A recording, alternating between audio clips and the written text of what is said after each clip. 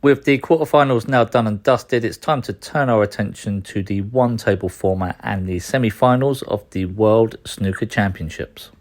Hello guys, welcome to Daddy in the Don. My name's Phil, and in today's video we're going to be dissecting the quarterfinal action, predicting the two semi-final matches, and sharing with you my thoughts on who I think will lift the trophy at the end of the tournament.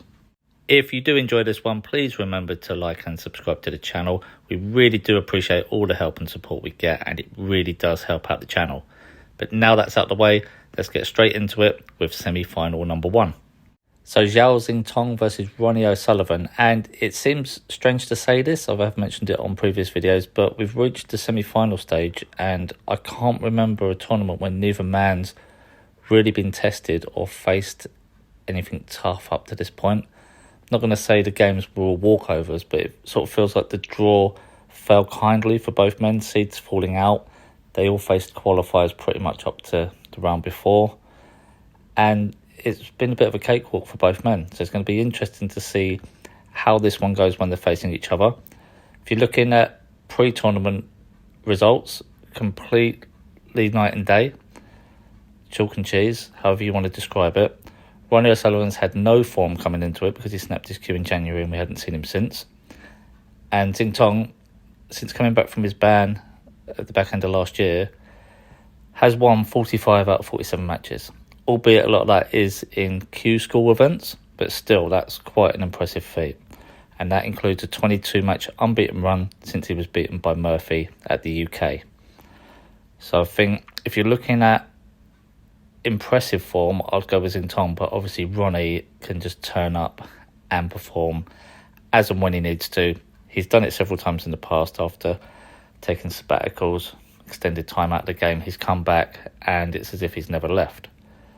What I must say about this tournament though is, as much as I do feel Ronnie can just go on and win everything, I have seen a lot of mistakes. He's played some absolutely fantastic shots, some cracking breaks, but he has made a lot of errors.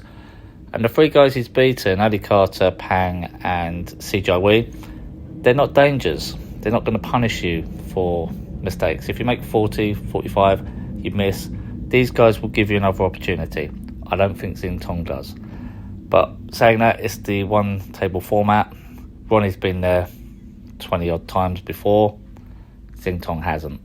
So is he going to be able to handle the pressure of all the focus being on you and playing the greatest player to ever live? Like I said, it will be interesting. I think it's going to be fairly close. I'm going to say it's probably going to end up 17-14 or 17-15 either way. But I'm going to go with Xintong here. I think if they both play how they've played in the three previous matches, Ronnie will make more mistakes and he will be punished this time. Could be completely wrong. He could just turn up and play even better when he's expected to. But I'm going to give... We haven't had a Chinese world champion yet. It's not going to be long until we get one. And I think Xintong's got a point to prove. So I think he'll come through this one. Really hard fought 17-15 win. Mark Williams versus Judd Trump next, and what a fantastic quarterfinal that was between John Higgins and Mark Williams. I did give the nod to John Higgins in my prediction, but I did say that I thought it would be a 13-12 final frame decider, which it was. Obviously, I didn't expect John to screw me over and miss that blue, but when Mark came to the table after squandering the 12-8 lead to show the bottle to pot that blue, get perfect on the pink to make the black a formality, fantastic. It's what we expected. It wasn't free-flowing. It wasn't pretty to watch at times. There was a lot of tactical exchanges, a lot of gritty games where both guys ground out results. I think it was fitting that it went down to the final frame, and it was always going to end on a mistake. It's how these games tend to go. But say the best man won. Probably, yeah, based on the last session. He got to a 12-8 lead. You don't expect to lose from there. But he fell over the line in the end, which was probably how that game was going to end. It wasn't going to be one. It was going to be someone literally just falling over the line. And I think that might take its toll on Mark now, because I did question both men's stamina going into these later formats.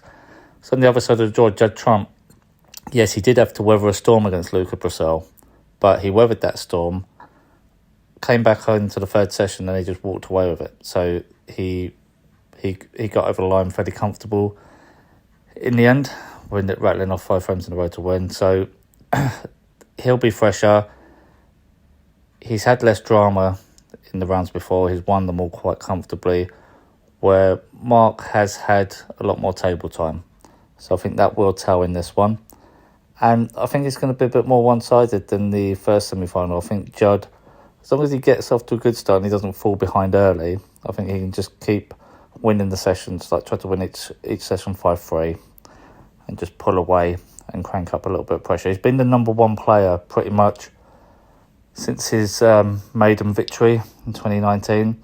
He just hasn't been able to convert being the best player in the world to actually winning the World Championship like a Ronnie would, like a Hendry would. He's set records for like most prize money in a season, most tournaments won in a season. Just needs to get a few more World Championships. I think this could very well be his year. I think he wins this one fairly comfortable in the end. I'm going to say 17-11. And obviously just looking forward to the final then, that would give us Xintong versus Judd Trump. And as I've alluded to before, I think Judd would be just a little bit too strong for Xiao in this one. I did say it's not going to be long till we get a Chinese World Champion, but I don't think it will be this year. I think Judd will be too strong. Like I keep saying, as a caveat, if Ronnie does make it to the final, I will have to reassess that one because the Ronnie factor in a final may change things ever so slightly. We know what Ronnie can do in these situations. But in terms of this being the projected final, it will be Judd Trump all the way for me, and he'll be picking up a well-deserved second World Championship title.